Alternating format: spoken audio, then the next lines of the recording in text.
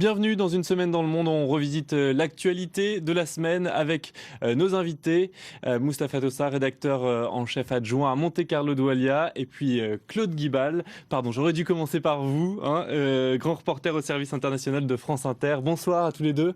Merci d'être avec nous. Alors on va commencer avec la semaine de Donald Trump. Dure semaine pour le candidat républicain à la Maison-Blanche, critiqué dans une lettre cinglante par une cinquantaine d'experts de son propre camp. Et puis de nouveaux dérapages après avoir critiqué la famille d'un vétéran américain. Il y a eu cet appel à défendre le second amendement et puis cette sortie affirmant que Barack Obama est le fondateur de l'État islamique. Écoutez. Sur de nombreux points, ils honorent le président Obama. Le groupe État islamique honore le président Obama. Barack Obama est le fondateur du groupe État islamique. C'est lui qui l'a créé. Et je dirais que la cofondatrice, c'est cette tordue d'Hillary Clinton.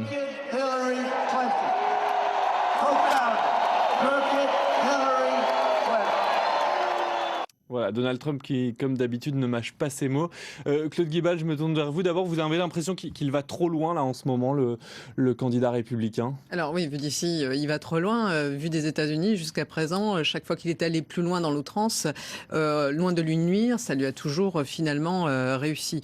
Alors il faut voir aussi que par rapport à ce qu'il a dit sur Barack Obama, fondateur de Daesh, il est revenu depuis sur ses propos en disant oui, mais enfin c'était un sarcasme. C'est aussi très typique, je trouve, de Donald Trump depuis le début de cette campagne, d'asséner horreur sur horreur, déclarations provocantes, etc. Puis finalement de dire non, mais c'est les gens qui disent que j'ai lu par ici, qu'il paraît que, enfin, cette façon de lancer, de faire buzzer en fait autour de lui, alors qu'il est finalement assez peu présent en ce moment dans la campagne en termes de publicité. Par exemple, vous voyez, en ce moment, c'est les Jeux Olympiques. Vous avez Hillary Clinton partout à la télévision avec ses spots de pub, pas du tout Donald Trump, mais qu'a-t-il besoin de le faire alors qu'on parle systématiquement de lui à chaque ouverture de journal avec ces petites phrases qui font sa campagne.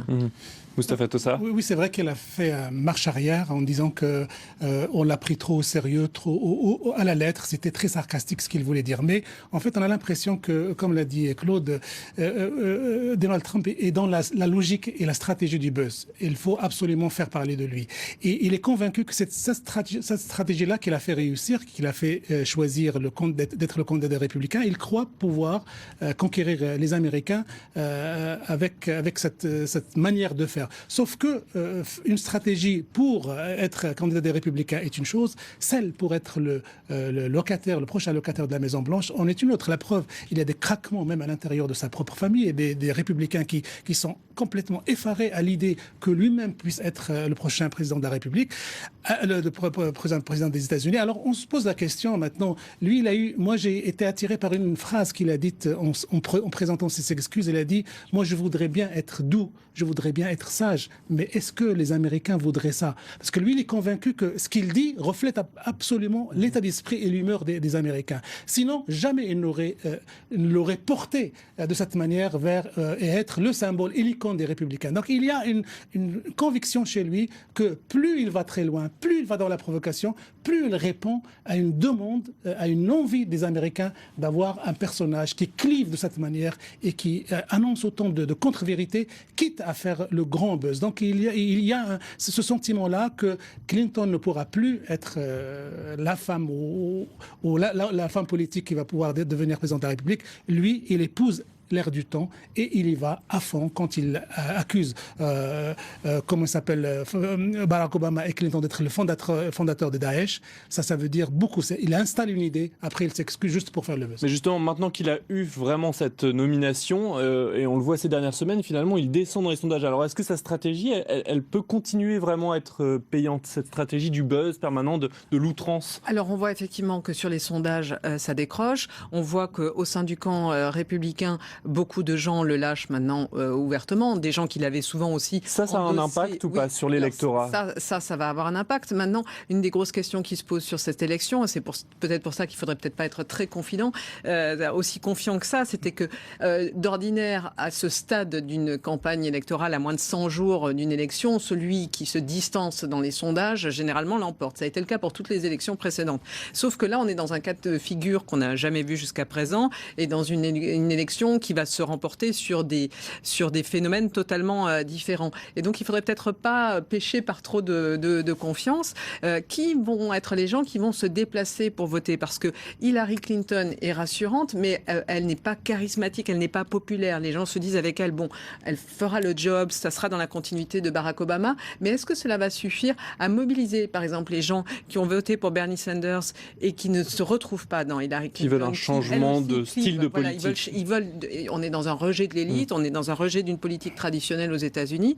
Et Donald Trump, lui, a cette capacité finalement de mobiliser davantage. Après, 40 à 45% de l'électorat américain est indépendant.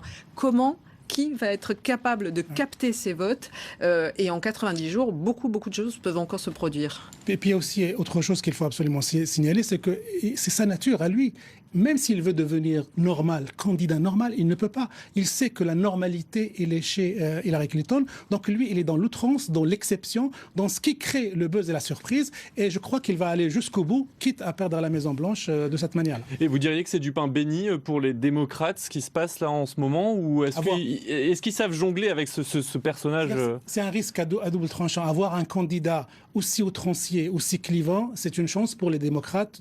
Un jour, ou un moment ou un autre, les Américains vont se réveiller, ils vont dire non, on ne peut pas élire un homme de ce profil-là. Mais ça peut être aussi un danger parce que sur Trump, on a beaucoup écrit, on a dit que jamais il ne serait le candidat des Républicains. Il a fini, grâce ou à cause de ses outrances, à être ce candidat-là.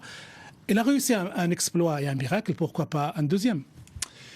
Claude Guibal, peut-être un dernier mot sur ce sujet-là. Non, mais c'est vrai que pour les démocrates, ça peut paraître comme du pain béni. Ils ont joué une très bonne carte. Alors, est-ce qu'ils avaient conscience à quel point elle allait être bonne? C'est celle de ce soldat d'origine afghane dont la famille est venue participer au meeting d'Hillary Trump et toute la polémique qui s'en est suivie après avec Donald Trump. Là, Hillary Clinton a été capable de présenter quelque chose qu'on n'attendait pas, qui a fédéré les gens derrière elle et beaucoup plus largement que son électorat.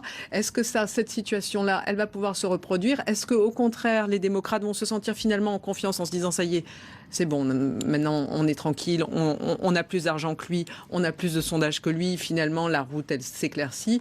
Non, jusqu'au bout, je crois que vraiment on n'est pas à l'abri malheureusement de surprises. Alors deuxième sujet ce soir, la visite de Recep Tayyip Erdogan en Russie, c'était mardi, la réconciliation entre Ankara et Moscou scellée après 8 mois de crise et puis dans un contexte très particulier, moins d'un mois après un coup d'État manqué en Turquie et alors que le régime turc se durcit justement. Alors d'abord, est-ce qu'on a vu cette semaine, d'après vous, une nouvelle alliance en train de se créer? Oui, une réconciliation entre deux hommes et deux pays dont les relations tendues allaient avoir un impact extrêmement militariste, entre guillemets, sur la région.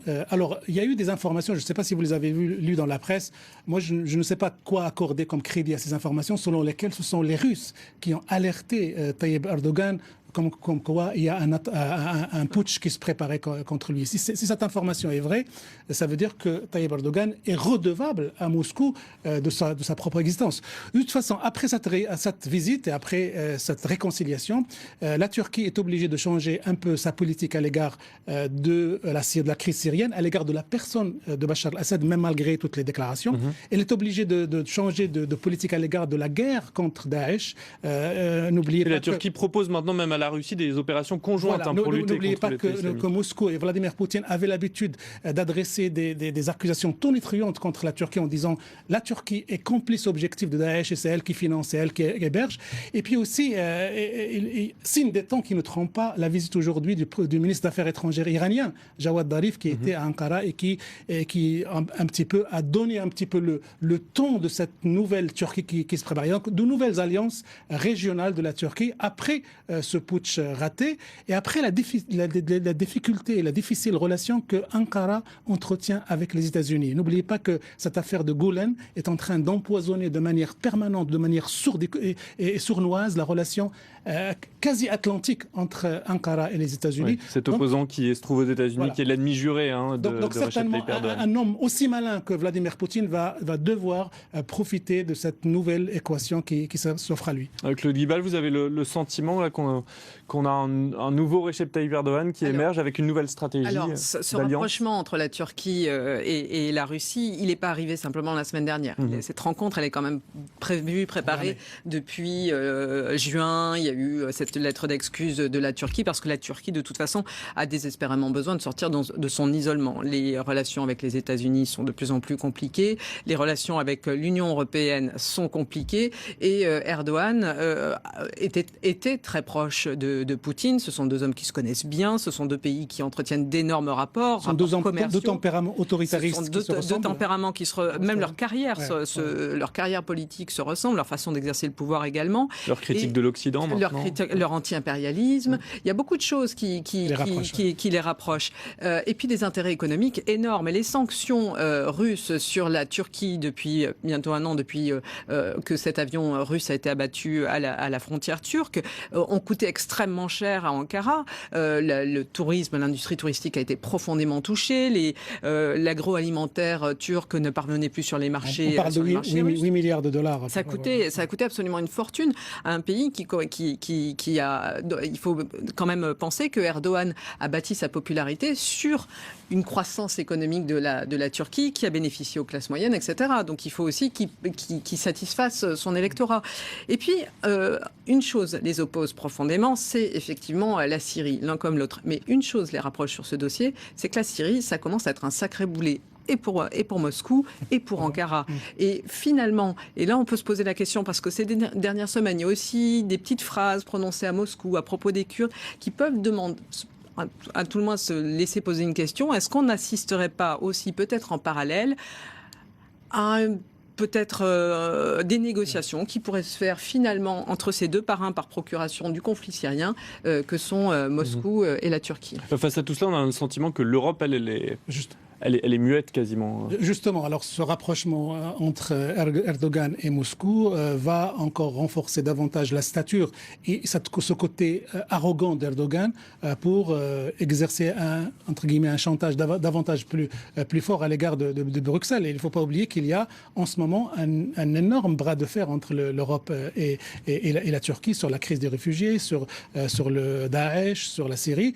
Et ce rapprochement entre Moscou et entre Erdogan et Vladimir Poutine est de nature non pas à affaiblir la stature d'Erdogan, mais à le pousser à encore être plus exigeant et avoir encore une morgue et un défi encore plus puissant à l'égard de Bruxelles. Et les Européens doivent gérer cette nouvelle situation. Déjà, Erdogan, sans Moscou, il était arrogant. Maintenant, il va être super arrogant à leur égard. Alors, il nous reste très peu de temps, mais je voulais qu'on parle un petit peu, avant de terminer cette émission, des Jeux Olympiques. C'est quand même l'événement sportif que tout le monde suit. Puis, au-delà du sport, c'est aussi un événement géopolitique. On sait que derrière ça, toutes les nations sont en train de regarder ce qui se passe. Quel est votre sentiment à la fin de cette semaine? Il y a eu beaucoup de polémiques en natation, autour du dopage, dans l'équipe française de tennis. On a l'impression que toutes ces polémiques parfois prennent le dessus sur le sport. Je dois vous faire un aveu public, un vrai coming out. Non, moi je n'arrive pas à suivre ces Jeux Olympiques et probablement, peut-être pour ça, peut-être probablement pour ces polémiques, parce que j'ai l'impression que ces Jeux Olympiques, on ressent justement, bon, c'est le cas tous les 4 ans, ça ressort, mais cette année, entre le cas du dopage de la Russie quand même, et où on a vu quand même ce système scandale d'État. Ce scandale d'État, de ce système de dopage à des fins politiques, puisqu'il s'agissait de permettre aux athlètes russes de sortir haut de la main des Jeux de Sochi. Donc on voit l'impact du soft power, qui est le sport dans la diplomatie internationale. Avec tout ça, on a cette équipe, par exemple, française, toutes ces polémiques, les nageurs, etc., le tennis, un peu plus tôt cette semaine, tout ça, ça fait pas rêver. La seule chose, finalement, qui apporte de l'espoir dans ces Jeux Olympiques, c'est cette petite équipe des réfugiés, finalement, qui fait que c'est une équipe universelle, que de plus en plus de gens suivent. Mais sinon, ce sont des jeux finalement. Avec des destins hors du commun. Voilà, avec des destins hors du commun. Oui. Moi, d'un autre côté, il faut avouer qu'on ne peut pas imaginer maintenant un forum sportif international sans qu'il y ait des polémiques et des scandales. Ça commence à faire partie même de l'ADN de ces grandes manifestations. Il y a eu le scandale de la FIFA. Pourquoi il n'y aurait pas eu de scandale et de polémiques sur ces jeux-là? Peut-être il faut savoir les gérer. Ça fait partie des instruments que les organisateurs et les médias, auxquels les organisateurs et les médias font appel aussi pour vendre ces jeux, pour susciter l'intérêt, pour pousser les gens à les suivre et à les regarder. Imaginez des jeux sans aucun scandale, aucune polémique, ça serait presque sans goût, j'allais dire, sans goût médiatique pour nous en tout cas. Peut-être, mais même si effectivement on a l'impression que parfois ça prend le dessus sur les vraies performances sportives. Voilà, en tout cas, on suivra la suite de ces JO pendant toute la semaine prochaine. Merci beaucoup Mustapha Tossa, je vous rappelle, vous êtes rédacteur en chef adjoint à Monte-Carlo Doualiya. Merci d'être venu sur le plateau. Merci Claude Guibal, grand reporter au service international de France Inter. Merci à vous d'avoir suivi cette semaine dans le monde. L'info continue sur France 24.